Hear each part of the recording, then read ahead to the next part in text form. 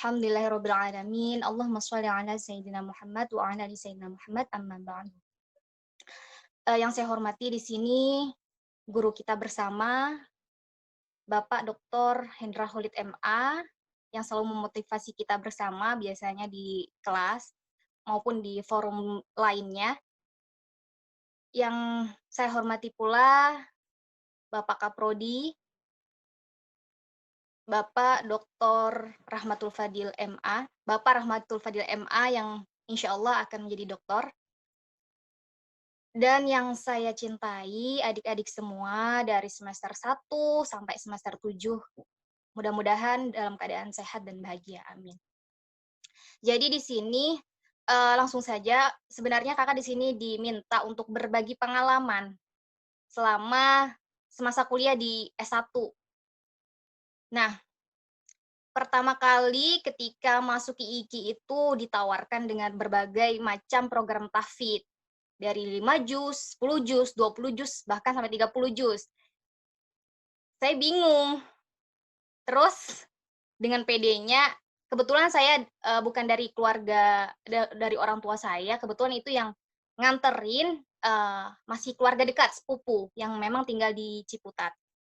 Dan keluarga besar dari IKI juga, Pak Amir. Nah, beliau menyarankan, udah ambil 30 juz aja, gitu. 30 juz. Oke, saya siap, udah gitu. Saya terima. Tanpa memikirkan, aduh bisa nggak sih? Soalnya saya nggak punya basic yang namanya ngafal Quran. Walau memang dari pesantren, tapi bukan pesantren Quran. Nah, singkat cerita, Pak Amir bilang dan keluarga saya juga, udah kamu fokus tahfidz sama kuliah. Kalau mau fokus itu jangan organisasi, udah fokus aja. Soalnya kalau organisasi takutnya kamu nggak bisa manage waktu, menyimpang kemana-mana gitu. Karena memang realitanya kebanyakan kalau kita nggak bisa manage waktu, bakal berantakan. Nah, disitulah saya mulai menata, oke, saya fokus tahfidz sama kuliah. Namun pas semester 3 dapat panggilan untuk masuk di lembaga bahasa.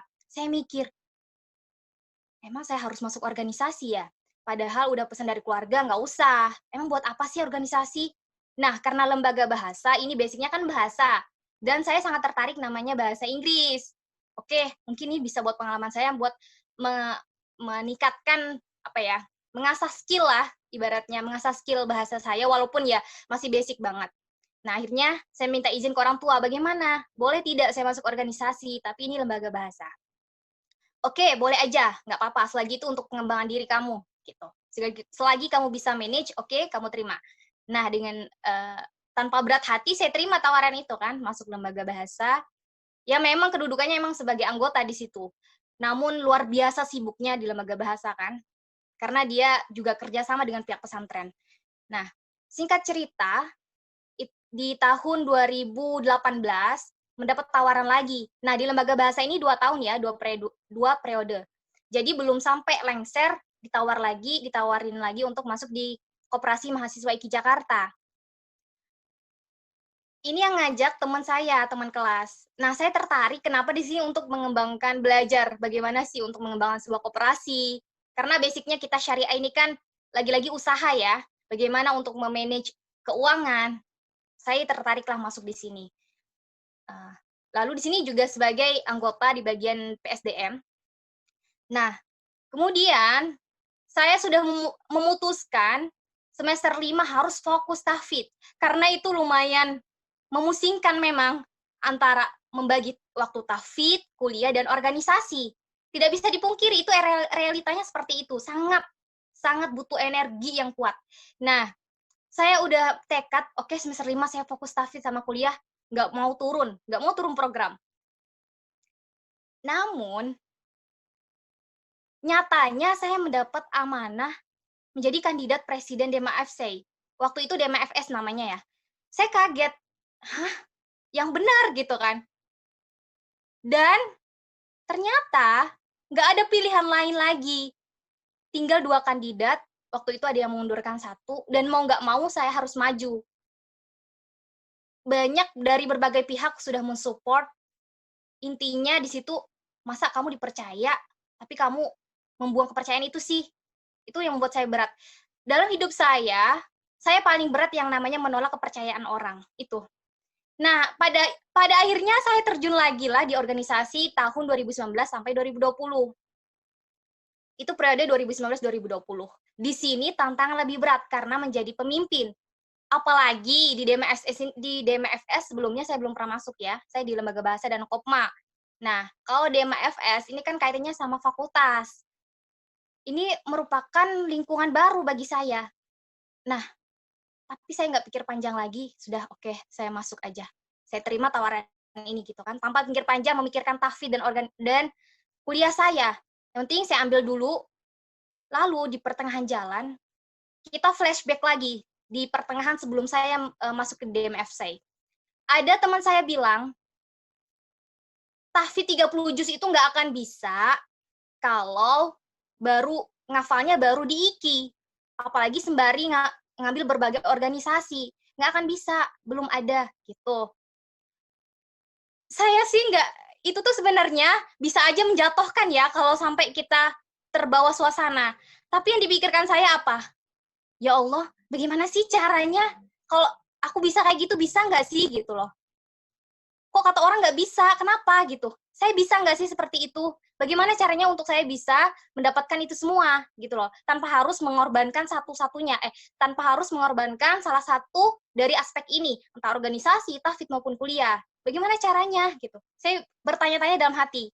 Nah, saya selalu mengikuti perkembangan, mengikuti alur saja, mengikuti tetap organisasi, tahfidz, kuliah, saya tetap memperjuangkan sebisa saya.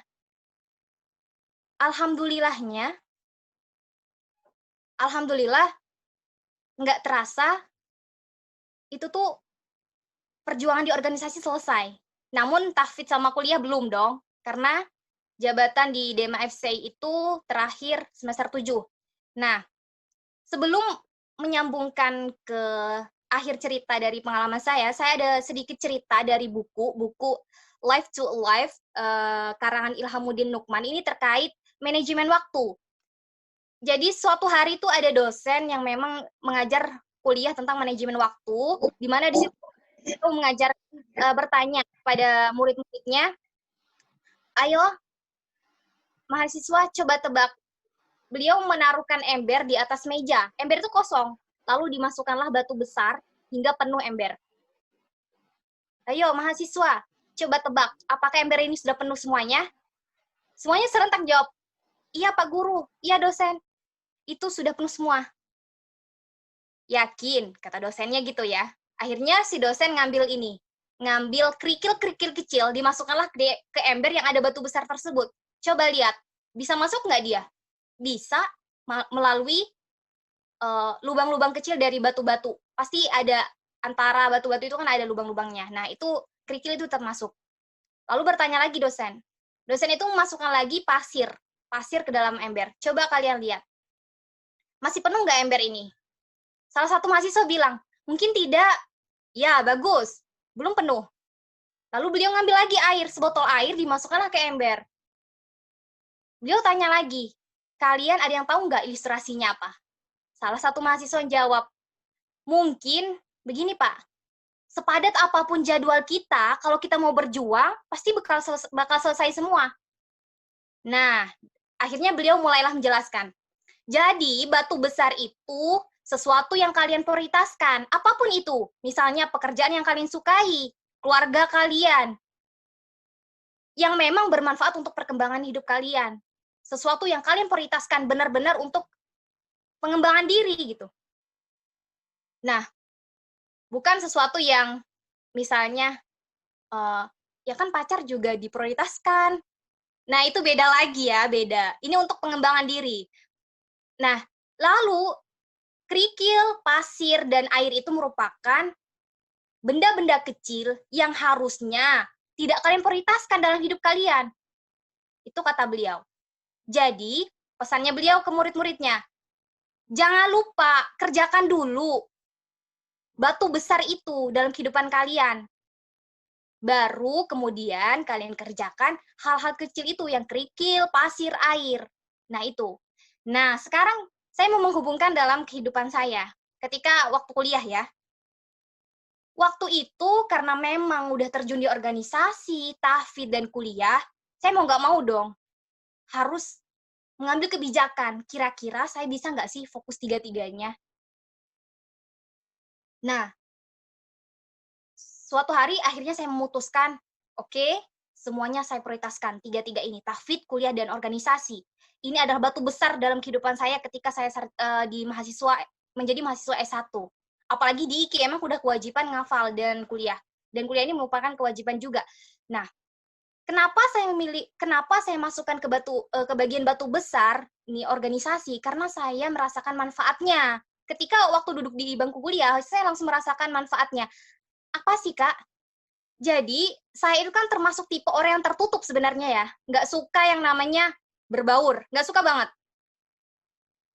Jangankan untuk berbicara depan publik, mengacungkan tangan dalam kelas, itu rasanya nggak banget. Saya duduk di pojokan, walaupun di depan tapi di pojokan, nggak suka yang namanya berbaur. Nah, dengan saya masuk organisasi, saya mulai berbaur, saya mulai berani mengacungkan tangan, saya bahkan dipercaya untuk berbicara di depan publik. Nah, itu menurut saya manfaat yang saya dapatkan di organisasi, itu hanya salah satunya, belum lainnya. Nanti kita akan berbicara manfaatnya nanti ya. Nah, sekarang pertanyaannya bagaimana sih, Kak, manage waktunya? Jadi, dalam kehidupan saya, sebesar apapun pekerjaan itu, sebanyak apapun yang diprioritaskan, saya perlu yang namanya life mapping. Harus butuh namanya pemetaan. Misalnya nih, pemetaan apa sih? Kita harus tahu jam segini sampai jam segini, itu mau ngapain.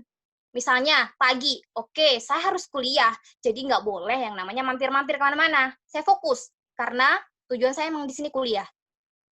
Jadi harus, mau nggak mau harus diperdalami gitu kan, tanpa harus mengorbankan kuliah. Lalu siang, oke, siang saya harus istirahat, karena untuk mengisi energi, kemudian nanti sorenya harus tahfidz. Dan malamnya biasanya untuk organisasi karena ada rapat segala macamnya. Lalu bagaimana tugasnya, Kak? Setelah rapat, saya sempatkan untuk menyelesaikan tugas makalah. Dan saya juga sadar fisik saya membutuhkan istirahat. Jadi ketika waktu istirahat, saya istirahat. Tak peduli itu HP berbunyi berapa kali. Karena saya kalau sudah waktu istirahat saya mau istirahat. Jadi itulah life mapping. Gunanya apa sih, Kak, life mapping? Untuk evaluasi diri. Kira-kira dalam sehari ini, sesuatu yang kita prioritaskan tadi terlaksana nggak sih? Nah, itu evaluasi saya melalui life mapping tadi. Kita tidak bisa pungkiri ya, selama masa kuliah pasti pengen jalan-jalan sama teman, ke mall, nongki-nongki, atau bahkan kita suka kumpul-kumpul bahas yang sesuatu yang lagi tren kayak gitu kan. Itu nggak bisa dipungkiri, memang kenyataannya begitu, suka yang namanya kumpul-kumpul, namanya juga cewek. Tapi karena saya sudah memutuskan 3 yang menjadi prioritas saya, maka hal-hal kecil ini tidak saya prioritaskan. Tapi saya tetap meluangkan waktu. Kapan waktunya saya untuk bermain sama teman, kapan waktunya saya megang HP, kapan waktunya saya berorganisasi, kapan saya waktunya fokus tahfidz, kapan saya waktunya fokus kuliah. Nah, itu saya lakukan melalui life mapping. Jadi saya evaluasi setiap hari. Kemudian ketika sudah terbiasa life mapping, semakin hari itu diri kita tuh semakin terbiasa. Oke, jam segini aku udah harusnya kuliah, jam segini aku harusnya tidur. Nah, itulah akan terbentuk dengan sendirinya. Itu ketika kita selalu memakai life mapping dalam kehidupan kita. Nah, lalu dengan life mapping tersebutlah pada akhirnya saya tidak menyangka, alhamdulillah di akhir semester saya mampu menyelesaikan semuanya dan itu penuh tangis. Kenapa? Karena ketika saya flashback, saya ingat banget teman saya bilang, nggak mungkin bisa semuanya diprioritaskan. Apalagi tahfidz itu nggak main-main loh, butuh energi yang kuat banget. Ya emang kenyataannya begitu. Namun ini semua saya yakin nggak hanya kekuatan saya pastinya, dari berbagai dukungan dari para guru, support dari teman-teman, doa orang tua pastinya. Nggak mungkin dong karena pribadi. Terus ada satu hal yang menarik ketika saya suka mengingat alur-alur kehidupan saya yang flashback di tahun-tahun dahulu. Kenapa saya bisa sampai di sini? Terus saya mulai ingat, oh iya, saya selalu melakukan visualisasi sesuatu. Jadi ketika saya menginginkan sesuatu, oke, saya harus menyelesaikan semuanya, tahfidz, organisasi, dan juga kuliah. Walaupun orang lain berkata tidak bisa, saya harus menyelesaikan. Dan itu saya visualisasikan terus-menerus dalam otak saya. Nggak tahu kenapa.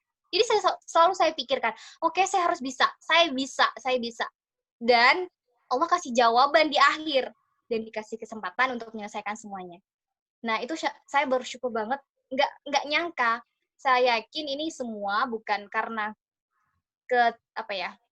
bukan karena ketidaksengajaan, tapi memang sudah direncanakan melalui pola pikir kita. Bagaimana kita memikirkan sesuatu, itu lagi-lagi balik ke diri kita sendiri, tergantung gimana kita. Kalau kita ya berpikir sempit, ya yang kita dapatkan sempit. Kalau kita berpikirnya luas, yang kita dapatkan juga luas. Ketika kita berpikir besar, sesuatu yang akan kita dapat lebih besar. Namun ingat, tak hanya visualisasi, tapi butuh yang namanya aksi. Jangan melihat kesuksesan orang aja, tapi lihat prosesnya. Pasti namanya banting tulang, iya. Begadang, iya, pasti. Sebagai mahasiswa sudah biasa begadang. Tapi itulah, perjuangan itu perlu untuk mendapatkan goals yang memang kita visualisasikan sebelum goals itu dapat. Nah, itulah kunci yang saya terapkan selama menjadi mahasiswa. Saya memvisualisasikan sesuatu yang saya inginkan dan berusaha memanage sebaik mungkin melalui life mapping saya, supaya saya selalu evaluasi diri setiap hari, apa yang kurang, apa yang belum, apa yang sudah. Dan saya harus pertahankan itu. Nah, jadi itu mungkin bagi saya singkat cerita dari pengalaman saya. Nah, terakhir untuk berbicara manfaat organisasi. Manfaat organisasi itu banyak sebenarnya. Sampai sekarang saya masih merasakan manfaatnya apa? Relasi yang terpenting. Kita di dalam kelas aja nih belajar, ngafal. Kita bakal dapat kira-kira relasi dari luar nggak? Misalnya dari eksternal.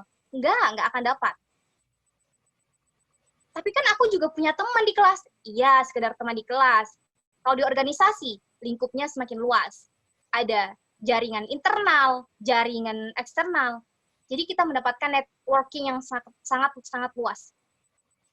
Nih, saya, Ruwaida, bisa hadir di sini pun, mendapat kepercayaan dari panitia pun, itu tidak hanya semena-mena, oh ini kebetulan aja. Enggak, saya pikir enggak. Semuanya butuh proses. Panjang sekali hingga saya berada di sini, panjang sekali. Dan masih ada di masa depan tuh masih panjang tujuan. Kita tuh nggak akan pernah berhenti sebelum kita mati, ya kan? Nah, itu salah satu manfaat. Jadi, Kak, tapi saya nggak pengen organisasi. Ya, itu terserah pilihan. Nah, ini kan sekedar berbagi pengalaman.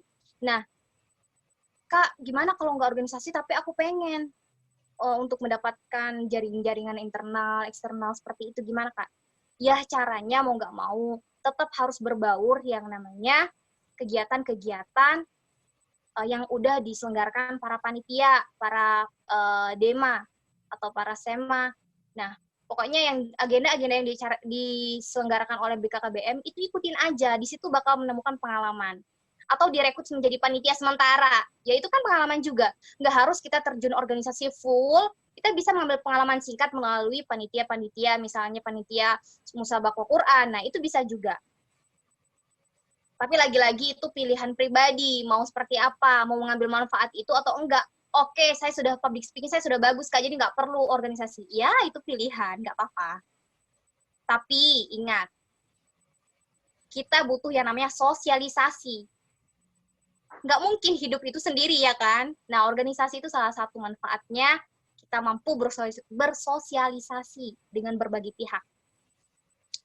Nah, pesan saya untuk adik-adik khususnya semester 1 ya, sekarang jangan lupa tentukan, mana sih prioritasnya apa aja? Tahfidz sama kuliah aja, atau juga ditambah organisasi?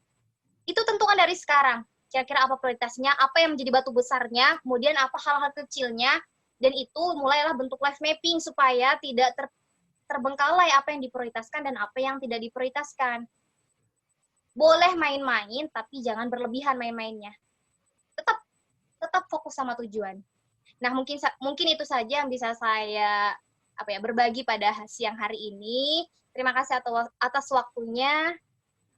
Saya kembalikan kepada moderator.